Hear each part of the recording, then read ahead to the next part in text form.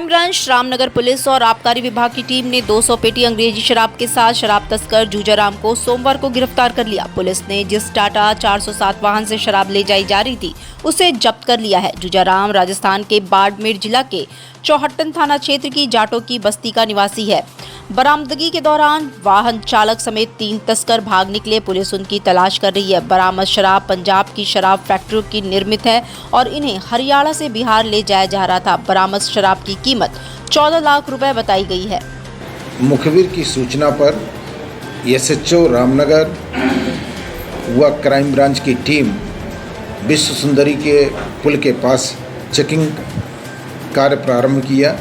उसी दौरान एक डाक पार्सल लिखा हुआ डीसीएम दिखाई दिया, जिसको रुकवाया गया। रुकवाने पर उसमें दवा की बिल्टी के पेपर पाए गए और अंदर जो है उस पर शराब की पेटियां पाई गईं।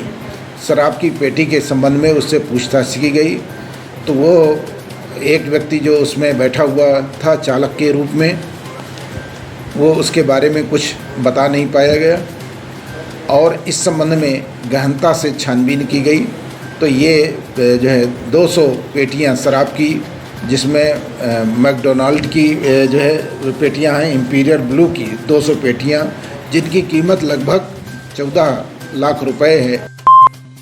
चोलापुर थाना क्षेत्र के धरसौना प्राइमरी स्कूल में मंगलवार की सुबह मिड डे मील का खाना बनाते समय घरेलू गैस चूल्हे में रिसाव से आग लगते ही अफरा तफरी मच गई। आग बुझाने के प्रयास के दौरान स्कूल के प्रधानाचार्य वीरेंद्र खरवार झुलस गए। उन्हें मंडलीय अस्पताल में भर्ती कराया गया है। चिकित्सकों के अनुसार प्रधानाचार्य वीरेंद्र खरवार 25 से 30% झुलस गए हैं। मौके पर पहुंची फायर ब्रिगेड ने जांच में पाया कि गैस सिलेंडर व चूल्हे से लगा पाइप पुराना हो गया था। रेगुलेटर से गैस का रिसाव हो रहा था, जिसकी वजह से ये आग लगी। शासन की ओर से समाज के सभी वर्गों के हित में तमाम योजनाएं चलाई जा रही हैं, लेकिन अधिकारियों कर्मचारियों की लचर कार्य प्रणाली शासन की मंशा पर पानी फेरने का काम कर रही है। आराजी लाइन ब्लॉक मुख्यालय में इसकी बानगी देखने को मिली। अफसरों ने दिव्यांगजन को उपकरण वितरण करने के लिए बुला लिया, लेकिन खुद नदारद रहे। काफी देर इंतजार के बाद कार्यक्रम के स्थगित होने की सूचना मिलने पर दिव्यांगजनों को मायूस होकर वापस लौटना पड़ा। उपेक्षा से कई की आंखों में आंसू छलक पड़े। विकलांग का फार्म भरवाने या फार्म भरवाने। विकलांग हैं आप, कौन चीज का फार्म भरेंगे? गाड़ी के लिए। है? गाड़ी के लिए। अच्छा, आपको किसने भेजा यहाँ? चरणदास गुप्ता। है? चरणदास गुप्ता। ये कौन है?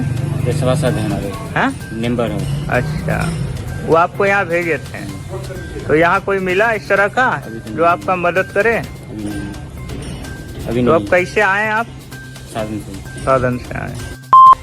जबरदस्त बारिश और मौसम खराब रहने के बावजूद काशी हिंदू विश्वविद्यालय कला संकाय के छात्र छात्राओं का विरोध प्रदर्शन मंगलवार को दूसरे दिन भी जारी रहा। छात्र सेंट्रल ऑफिस के सामने जमकर विरोध प्रदर्शन कर रहे थे। प्रतिकूल मौसम और तमाम परिस्थितियां भी उनके हौसले को डिगा नहीं पा रही।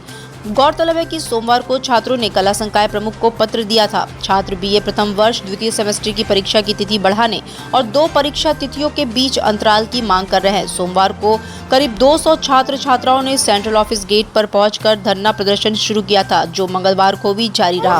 और यहाँ पे इन लोगों को बच्चे कहाँ से पढ़ने आते हैं, यहाँ पे बीएचयू में इतना सपना लेके आते हैं और उन लोग का जो फेल हो जाएंगे तो क्या बीएचयू दे देगा उसको? इतना बच्चे को पैसा लगाते हैं माँ बाप, इतना पैसा लगा के पढ़ा रहे, इतना सब कुछ कर रहे हैं और इन लोगों को थोड़ा सा भी शर्म नहीं लग रहा है? बीएचयू के नाम पे कलंक है, कलंक।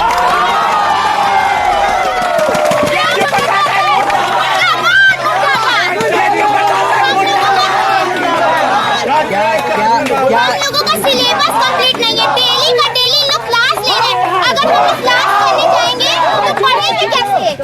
इन लोग डेली का डेली क्लास ले रहे हैं हम लोगों का। अभी तक कोर्स नहीं कंप्लीट है। एक फैकल्टी के कंप्लीट होने से वीकेंड का कंप्लीट हो जाएगा तो क्या बहुत बड़े महान हो गए? आज महिला हो चाहे बीएचयू हो, एमएमबी हो, सबका सब बेकार है, सबका सब बेकार है। सिलेबस नहीं कंप्लीट, हम लोग क्या लिख के आएंगे? काशी में विकास की रफ्तार काफी तेज है, लेकिन अभी भी कुछ इलाके ऐसे हैं जहां मूलभूत सुविधाओं का टोटा है। नगर निगम की जन सुनवाई में मंगलवार को इसी तरह के मामले अधिकारियों के सामने आए। सफाई, जलकल समेत अन्य सुविधाएं न मिलने से परेशान लोगों ने प्रार्थना पत्र देकर इनके निस्तारण की मांग की। अधिकारियों ने जांच कर उचित कार्रवाई पर भरोसा दिलाया।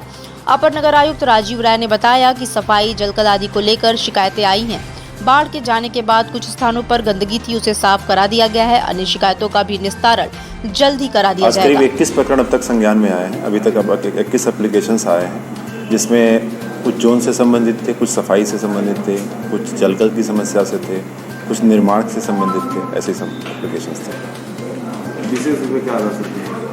कुछ विशेष कोई इसमें आया? विशेष कोई ऐसी समस्या नहीं है।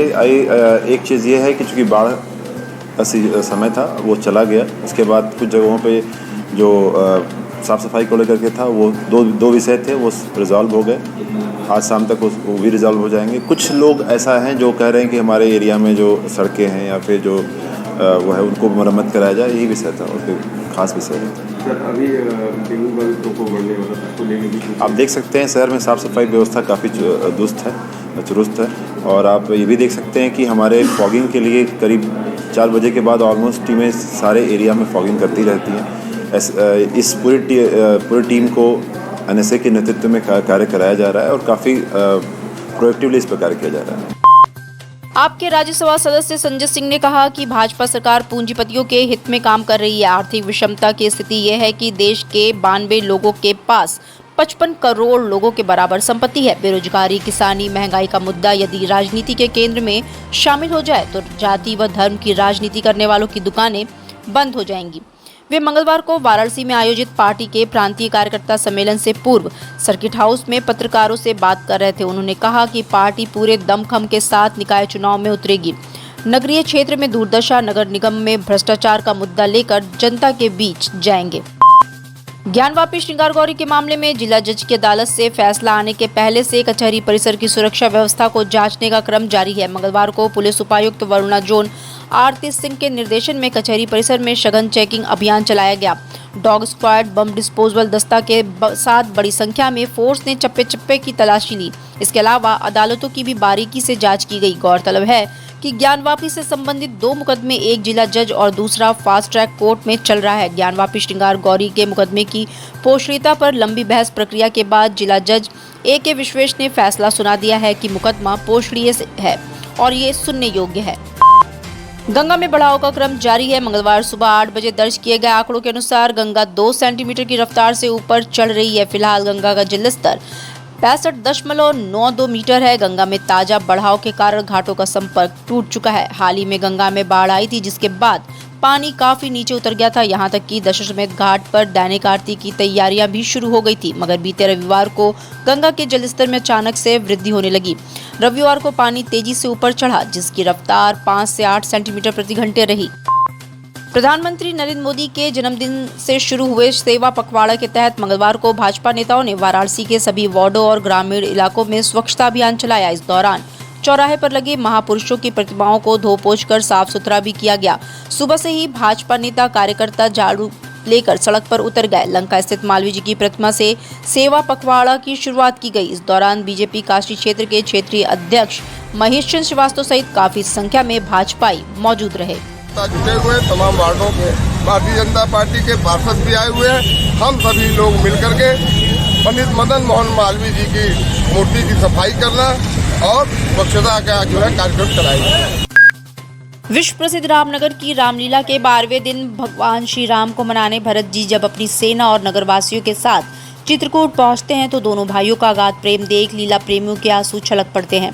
भाई भरत तो भगवान श्री राम को अयोध्या लौटकर राजपाट संभालने के लिए मनाने आए हैं।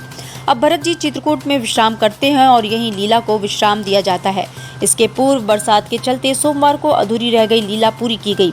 इस लीला में भरत चतुर्ंगड़ी सेना लेकर श्री राम को वापस लाने के लिए वन प्रस्थान करते हैं। निषाद राज से मिलने के बाद गंगा यमुना पार करके चित्रकूट के नजदीक पहुंचते हैं। अब 13वें दिन यानी बुधवार को वशिष्ठ सभा श्री चित्रकूट में जन लोगों का आगमन तथा सभा की लीला होगी।